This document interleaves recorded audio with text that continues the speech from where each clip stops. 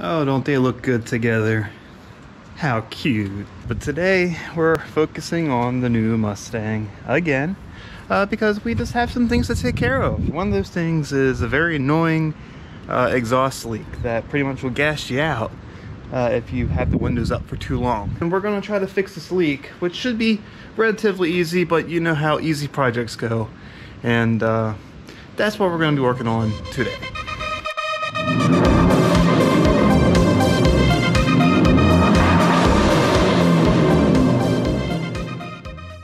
Alright, so let's get the Cobra moved. You know what I find hilarious? Those who know that I've installed a lawnmower battery in this car. That seems very weird. The guy I bought the battery from said, "You're putting that in a Mustang? That's never going to work. You're just going to burn out the battery before you know it. Blah, blah, blah, blah, blah. I know everything. Blah, blah, blah. I work at a battery shop. Blah, blah, blah." Well, this battery has lasted 10 months now with no issues. I have to charge it, you know, I have to put it on the charger to keep it maintained every now and again. But it has no issues turning over this big 4 point... Wow. Well, now I feel like a jackass. Normally, when it's not freezing out, this battery holds a charge. Except today when I decided to go and rant on how it was perfect, and yeah. Fact of the matter is, it does hold a charge. That guy was wrong, I was right. It just needs a little bit of a boost every now and again. I've been neglecting this car because of that car, and well, yes. Thankfully, this is a stick car, so even though I can't start it to move it backwards, I just drift it backwards. Love manual transmissions. Not to say you couldn't do this in an automatic, it's just a lot easier in a manual.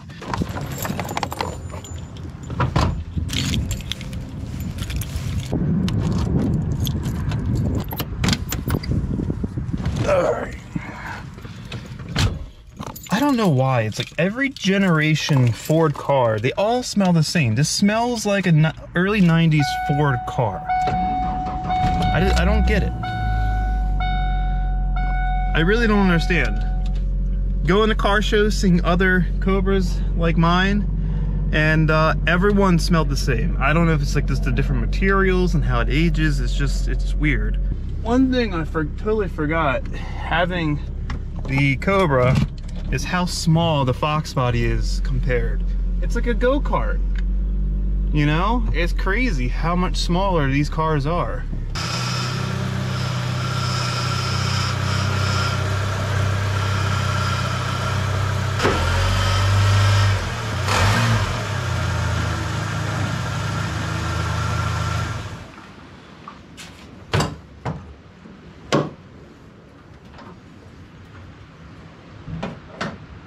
Alright, so I want to get a small little update before I continue with this repair. Things I have done behind the scenes. So I've taken out the air box and made sure I checked all these vacuum lines and stuff. A couple of them needed some repair, so just kind of temporarily fixed them for now. You know, the mold Ford lines, they very fragile. Took out the mass air, cleaned it, took apart the whole intake system, cleaned it, make sure everything was nice and clean, checked the throttle body. This vacuum line here I ended up replacing. I think this was causing a huge leak, and yeah, and I took up the front cold air duct to the air box, and you know, there's a very strange thing with these, and I guess it was for emissions purposes, but in the air box there's actually a baffle. And I'll have to show this later on in another video, but there's a baffle that's vacuum operated, and I guess when the car is cold, it sucks in air from this special shield on the manifold here. It's got a little hole, and a tube went from that shield into the back of the air box. And I guess when it was cold, it would suck in air from the manifold to help heat the engine up faster. Good for emissions, but then you're just like heat soaking everything from the get-go, so you know that's not good. But I took that out mainly because it was just all rusty, but I thought that was kind of clever. You know, this engine was really all about being efficient and clean. You know, the dual spark plugs was supposed to help with burning better fuel and, you know, getting better combustion. It was a really interesting engine. I think it's a really cool engine from Ford. So I'm gonna go ahead, and the exhaust leak is actually right down here at the collector. Hopefully I can get under there so I can get it. But I think it just needs to be tightened up. So I'll just go down there, tighten everything up, and then I think we'll hopefully be good. But also, this is actually my first time being underneath the car since I've gotten it. So hopefully there isn't any major surprises under here. But I figured I'd bring the camera along. That way, if I'm surprised, you'll be surprised too. So let's crawl under here and see what we see. So as you can see, we have some rusty components, but these are not big deals. I mean, look, you got these support braces. I mean, they can be cleaned up, or honestly, they can be replaced. Not a big deal there. Not super concerned about it. Do have some type of leaking under here. I noticed that when I bought the vehicle. Once again, not a big deal. Not planning to keep this engine in here long. Actually, this line right here is really wet. And where does this go? Oh, this might be a hydraulic line. Power steering could be leaking there. No surprise. Motor mounts are a little crusty. You know, things are just rusty. The whole K-member here is a little nasty. I would love to replace it with a tubular. That'd be great. Moving on. Oh, I don't have much room under here. Moving on. Let's see here. Okay, that must be the oil drain plug. That looks like it's leaking. There's definitely oil. Seems to be all over the bottom of the pan here. Okay, I see it takes one of them big 5.0 style oil filters. So that's interesting. No surprise there. This engine is from the 70s, technically. So, all right, here's one Cadillac converter. There's one back there. Yeah, it's just a lot of something leaking. I have to definitely double check and make sure that there isn't any, that there's oil in the car. But yeah, looks like we have a lot of leakies. But looks like the manifold's right up there where it's leaking. So I can kind of get to it, sort of. Yeah, about to put some silicone around it and call it a day because I really don't feel like messing with it. I mean, it's not that bad. I mean, the rest of the car is pretty solid. It's just this stuff up here, which is going to be replaced anyway, needs attention. So it is what it is, right? They don't call them a project car for nothing. So, well, if you notice, something's a little bit different. I decided to skip the whole exhaust leak job there and decided to work on something a little bit more important. That is trying to get a little bit more sound out of this little 2.3. Notice that there's a clamp here, a clamp there, and nothing else holding this muffler on except that hanger there. So you know what that means. Just give me a couple minutes and I'll come back to you. So what turned out as an exhaust repair video turned into an exhaust modification video. It's funny how that happens. I mean, these 2.3s, they can sound pretty good. Nothing special here. I just wanted some sound and I was bored and wanted something to do. So let me show you what I did. So I got rid of the muffler and the exhaust and all that. And right behind the cat, I got one of them nice flex pipes that rust out in like 5 minutes.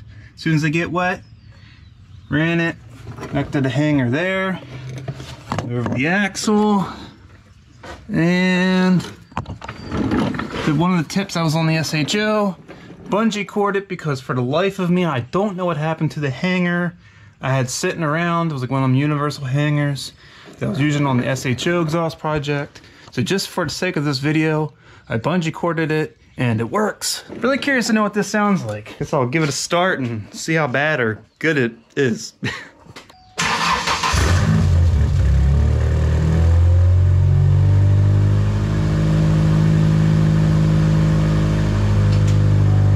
It's actually not that loud. I thought it would be a little bit louder, honestly. I guess with the Cadillac converters in place still,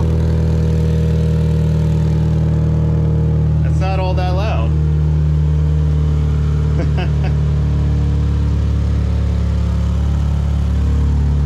Let's let it warm up a minute and give it a couple revs. Maybe take it out for a spin.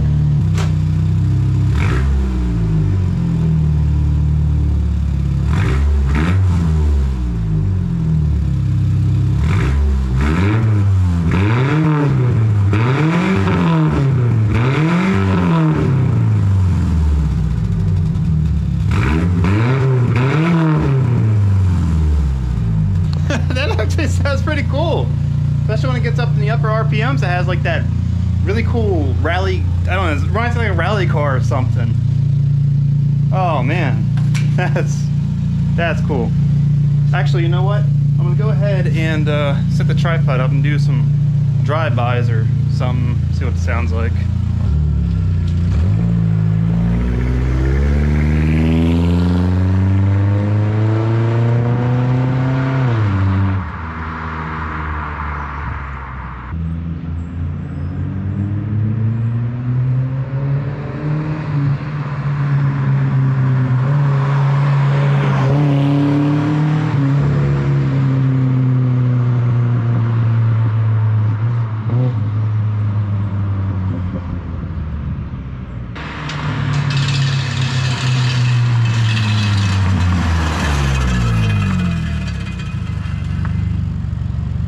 The bungee cord holding the exhaust on fell off. That's how I was passing the camera. It sounds a lot faster, but it surely isn't. Actually, because I think there's no back pressure. It's a slouch down low. It sounds pretty cool though. As far as it sounds like a rally car or something.